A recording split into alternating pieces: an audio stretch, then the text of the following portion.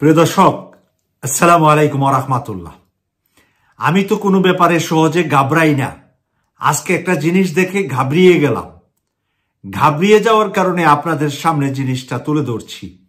আমি জানি আপনারা অনেক ক্ষুব্ধ, আপনারা খুবই ব্যথায় আছেন, ব্যথার চোটে আঘাতটা করেছেন।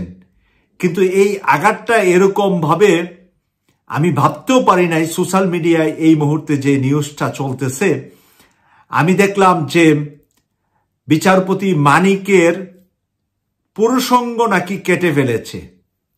আবার কেউ বলছে তার অন্ডকোষটাকে থেতলিয়ে ফেলেছে। কিন্তু সেই পুরুষাঙ্গে বা অন্ডকোষে একটি অপারেশন হয়েছে। অপারেশনের পিকচারটা যখন আমার কাছে আসছে, তখন আমি নিশ্চিত যে নিউজটা বের হয়েছে এটা সত্য। এবং সেই পিকচারটাই আজকে আপনাদেরকে এখন থাম্বনেইলের মধ্যে দিয়েছি। আপনারা শুরুতে এই পিকচারটা দেখে নেবেন। যারা আমার এই কথা শুনছেন তারা পিকচারটা ভালোভাবে দেখলে বুঝতে পারবেন যে পুরুষাঙ্গ কেটে ফেলেছে, নতুবা ওই যেটা বলছে যে অন্ডকোষটা থেতলিয়ে ফেলেছে, ভেঙে ফেলেছে। আপনারা জানেন যে এই অন্ডকোষের মাধ্যমে এখানে দুটা এগ আছে। এখন এইটা যদি থেতলিয়ে যায় তাহলে মানুষ অনেক সময় মারা যায়। পুরুষাঙ্গে কেটে ফেললেও এখানে মানুষ মারা যায়। অনেক রক্ত ঝরতেছে। অনেক রক্ত ঝরার কারণে সিলেট উসমানী মেডিকেলে তাকে এখন অপারেশন থিয়েটারে নিয়ে অপারেশন করা হয়েছে। তাকে যখন আজকের কোর্টে আপনারা দেখেছেন যে মানুষ, সিলেটের মানুষ কিভাবে ক্ষিপ্ত হয়ে তাকে মারতেছিল, এই কোর্ট থেকে নিয়ে যখন জেলখানায় রেখেছে, এখন জেলখানার অন্য কয়েদিরা সবাই মিলে নাকি এই কাজটা করেছে। এখন সবাই মিলে করলে তো আপনি কাউকে দোষ দিতে পারবেন না একা।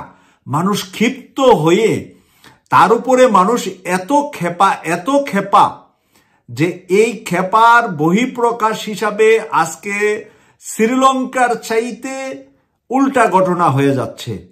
কারণ শ্রীলঙ্কায় তো জাইঙ্গা খুলেছে, এই করেছে সেই করেছে।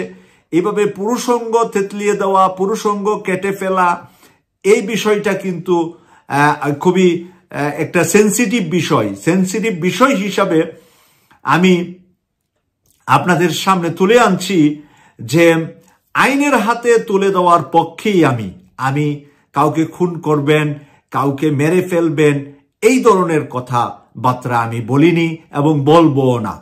তবে এটা তার পাপের ফসল, এটা বুঝতে আমার কোনো অসুবিধা হচ্ছে না। তার এতই পাপ হয়েছে এবং তাদের চরিত্র, পাপ সব মিলেই আজকের ঘটনাটা ঘটেছে।